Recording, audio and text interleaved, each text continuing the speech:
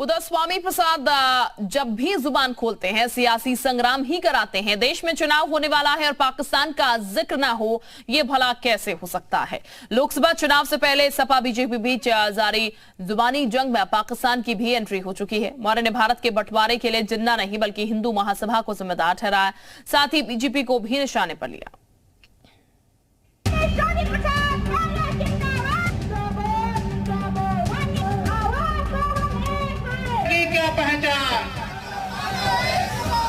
Samajwadi party में top नेताओं में अपनी हैसियत रखने वाले और पूर्व मुख्यमंत्री अखिलेश यादव के करीबी स्वामी प्रसाद मौर्य लगातार विवादों में बने रहते हैं। वो प्रत्येक सप्ताह ऐसा कोई न कोई बयान दे देते हैं जिससे वो चर्चा में आ जाते हैं और विरोधियों को समाजवादी पार्टी पर हमला करने का मौका मिल जाता है।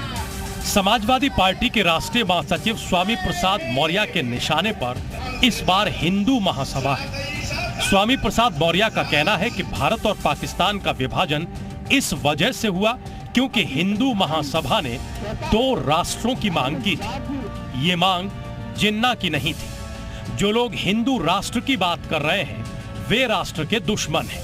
हिंदू राष्ट्र की बात करने वाले लोग देश के दुश्मन हैं। बहुत पहले हिंदू राष्ट्र की बात हिंदू महासभा ने किया था। हिंदू महासभा ने किया था, जिसके राष्ट्रीय अध्यक्ष सावरकर भी रहे, वीर सावरकर भी रहे। उन्होंने किया था तो भारत और पाकिस्तान बन गया। भारत पाकिस्तान जिन्ना के नाते नहीं बटा। भारत पाकिस्तान इसलिए बता था कि उस समय हिंदू महासभा ने देश के 2 राष्ट्र की मांग किया था और 2 राष्ट्र के आधार पर पाकिस्तान और देश का बंटवारा हुआ था। बांदा में राष्ट्रीय बौद्ध महोत्सव पर आयोजित कार्यक्रम में उन्होंने फिर से रामायण की चौपाई को कहकर विवादित बयान को दोहरा दिया। कहा, भारतीय संविधान कहता है कि धर्म, जाति, लिंग या जन्म स्थान के आधार पर किसी के साथ कोई भेदभाव नहीं किया जा सकता। मौर्य बीजेपी पर जमकर बरसे। जाति, धर्म, जन्म, स्थान और लिंग के आधार पर किसी के साथ कोई भेदभाव नहीं हो सकता। भारतीय संविधान के अनुच्छेद 51 जी में इस बात की व्यवस्था है कि हम इस देश को ढोंग ढकोसले पाखंड रूढ़िगत परंपराओं से निकालें। स्वामी प्रसाद मौर्य के इस बयान के बाद से सियासी पारा चढ़ा हुआ है। मौर्य के इस बयान ने बीजेपी को फिर से सपा पर हमले का एक और मौका दे दिया है। बीजेपी ने स्वामी प्रसाद मौर्य के साथ साथ सपा को भी आड़े हाथों लिया। आप देखेंगे कि उनके विभिन्न प्रकार के बयान आते हैं जहां पर एक उनका तुष्टीकरण की नीति को अपना करके वो अपने बयान देते हैं।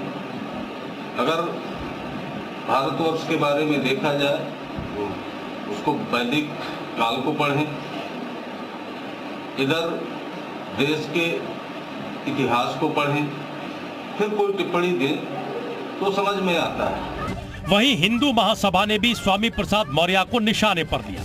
मौर्य पर करारा पलटवार किया। स्वामी प्रसाद मौर्य जैसे जो इनके लोग थे वो चाटुकारिता करते रहे, अंग्रेजों के चाटुकारिता कर रहे, मुस्लिम तुष्टीकरण करते रहे, इस कारण देश विभाजन हुआ।